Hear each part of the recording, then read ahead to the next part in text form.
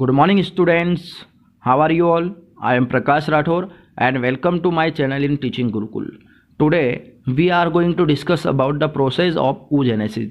आज हम लोग अंडाणुजनन की क्रियाविधि समझेंगे, ठीक है। इसके पहले वाले वीडियो में मैंने आपको शुक्राणुजनन की क्रियाविधि समझाई थी। दोनों एक दूसरे के अपोजिट है, थोड़ा सा चेंजेस है, बाकी लगभग सेम है, अवस्थाएं भी जो है सेम है। तो आइए समझते हैं। सबसे पहले अंडजनन क्या होता है वो देखते हैं। तो अंडजनन की बात करें तो अंडाशय में अंडाणुओं के निर्माण की प्रक्रिया को अंडजनन या oogenesis कहा जाता है, ठीक है। कहाँ पर? अंडाशय में अंडाणु के निर्माण की प्रक्रिया को अंडजनन कहा जाता है। अंडजनन शुरुआती भ्रूणीय अवस्था में हो जाता है। जब भ्रूण 7 माह का होता है तो उसमें अंडजननी कोशिकाएं का निर्माण यहाँ पर हो जाता है, ठीक है। तो उसको हम लोग समझेंगे।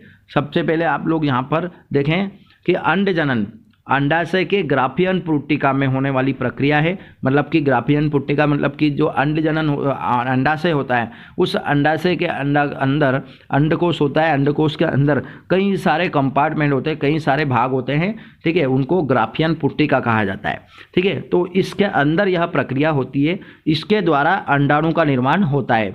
यह लैंगिक परिपक्वन की आयु से प्रारंभ होती है, ठीक है, जो कि हम लोग समझेंगे। आइए आगे समझते हैं हम लोग। अंडजनन की जो प्रक्रिया है वो भी 3 चरणों में पूरी होती है। पहली प्रक्रिया जो है वो गुणन प्रावस्था होती है। इसमें वही मल्टीप्लिकेशन होगा, ठीक है। देखें हम लोग, अंडाशय को स्तरित करने वाली प्रारंभिक जनन कोशिका समसूत्री विभाजन द्वारा विभाजित होकर वृद्धि करती है। इन कोशिकाओं को अंडाणुजनन या डिंबाणु जनन कोशिकाएं कहा जाता है, ठीक है, जिसको अंग्रेजी में ऊगोनिया कहते हैं, ठीक है। तो यहाँ पर इस प्रक्रिया में क्या होगा कि समसूत्री विभाजन प्रथम एवं समसूत्री विभाजन द्वितीय होगा और इन दोनों के माध्यम से एक कोशिका 2 और 2 कोशिकाएं 4 कोशिकाओं में परिवर्तित होगी।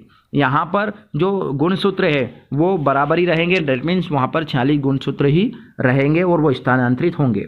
वृद्धि प्रावस्था में क्या होगा कि वृद्धि प्रावस्था में बनी अंड कोशिकाएं पोषण पदार्थ एकत्रित करके आकार में वृद्धि करेगी एवं निश्चित आकार ग्रहण करने के पश्चात विभाजन के लिए तैयार हो जाती है। इस प्रावस्था को हम वृद्धि प्रावस्था कहते हैं, ठीक है। अब क्या होगा कि प्रत्येक कोशिका जो होती है ना, अब प्रथम अंड कोशिका कहलाती है, परंतु सभी अंड कोशिकाएं प्राथमिक अंड कोशिकाएं नहीं बनाती। इनमें से कुछ कोशिकाएं छोटी रह जाती है जिन्हें पुट्टक कोशिकाएं कहा जाता है, ठीक है। मतलब शुक्राणुजनन में हम लोगों ने क्या देखा था कि जो 4 कोशिकाएं बनती, वो चारों की चारों कोशिकाएं जो है वो भोजन को ग्रहण करके और क्या करती है, आगे के लिए तैयार हो जाती है, मतलब कि विभाजन के लिए तैयार हो जाती है। लेकिन यहाँ पर जो है वो चारों कोशिकाएं जो है वो अपने भोजन को ग्रहण भी करेगी, शरीर में वृद्धि भी करेगी, लेकिन इनमें से एक ही कोशिका जो है वो आगे विभाजन के लिए तैयार हो पाती है।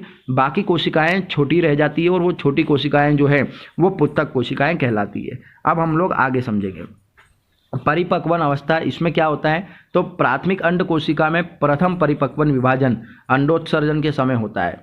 यह प्रथम अर्धसूत्री विभाजन होता है जिसके फलस्वरूप 2 अगुणित कोशिकाओं का निर्माण होता है। मतलब यहाँ पर क्या हो जाता है कि एक कोशिका जो है वो 2 अगुणित कोशिकाओं का निर्माण कर लेती है अर्धसूत्री विभाजन के माध्यम से, ठीक है। तो यहाँ पर 2 कोशिकाओं का निर्माण हो जाएगा। मतलब यहाँ पर क्या होगा कि 46 गुणसूत्र जो है वो 23 गुणसूत्रों में आगे स्थानांतरित होंगे, ठीक है। जिसे प्रथम ध्रुवीय कोशिका या प्रथम पोडोसाइट भी कहते हैं।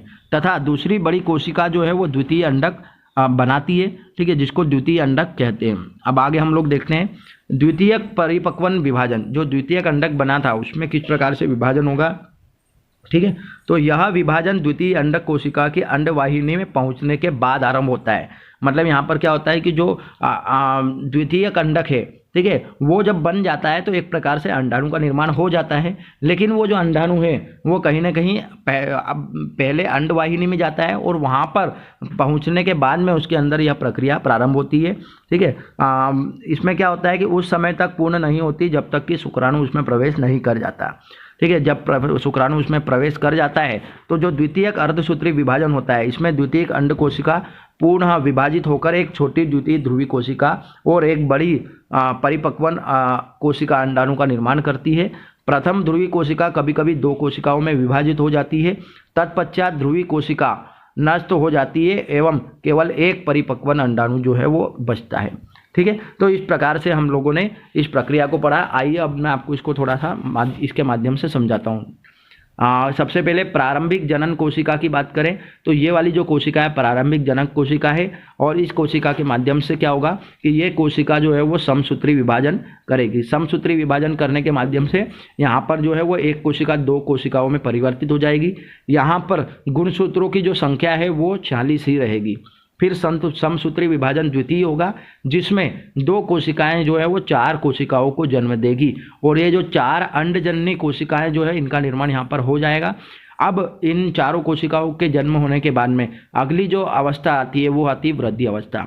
ये चारों कोशिकाएं जो है वृद्धि अवस्था में क्या करेंगी कि ये भोजन को ग्रहण करके अपने शरीर में वृद्धि करेगी और परिपक्वन अवस्था की ओर आगे की ओर बढ़ेगी। ठीक है, अब क्या होगा कि इन चारों कोशिकाओं में से सिर्फ एक ही ऐसी कोशिका होगी जो कि आगे जाएगी और अपने शरीर में मतलब आगे जाकर विभाजन करने में सक्षम होगी। बाकी की जो 3 कोशिकाएं हैं वो तीनों कोशिकाएं जो है वो क्या हो जाएगी, वहाँ से खत्म हो जाएगी या छोटे आकार की ही रह जाएगी। ठीक है, अब एक कोशिका जो है, ठीक है, जिसको हमने प्राथमिक अंडक बोला, ये जो प्राथमिक अंडक है, ठीक है, ये क्या करेगा, ये अपने अंदर अर्धसूत्री विभाजन प्रथम करेगा और प्रथम अर्धसूत्री विभाजन के माध्यम से ये 2 कोशिकाओं में भी परिवर्तित हो जाएगा। इनमें से एक बड़ी कोशिका जिसको द्वितीय अंडक कहा जाता है और एक इस छोटी कोशिका जिसको ध्रुवीय पिंड कहा जाता है का निर्माण हो जाएगा। फिर इनमें वापस से अर्धसूत्री विभाजन द्वितीय होगा, और जब द्वितीय अर्धसूत्री विभाजन होगा तो उसमें क्या होगा कि ये फिर से 2 कोशिकाओं को जन्म देगी। इनमें से एक कोशिका जो है वो अंडाणु जनन कहलाई, मतलब अंडाणु जनन के माध्यम से अंडाणु का निर्माण हो जाएगा, और द्वितीय कोशिका जो है वो ध्रुवीय पिंड के रूप में आ जाएगी। और ये जो ध्रुवीय पिंड है ये कहीं ना कहीं बाद में जाकर समाप्त हो जाएगा, और इस प्रकार से हमें हमारा अंडाणु जो है उसका निर्माण हो जाएगा। ठीक है, तो ये पूरी की पूरी जो प्रक्रिया है ये आपकी प्रक्रिया है प्रोसेस ऑफ ऊजेनेसिस, मतलब अंडाणु जनन की प्रक्रिया। ठीक है, तो ये हमारा टॉपिक यहाँ पर कंप्लीट होता है। Thank you so much. Please like share and subscribe my channel teaching Gurukul.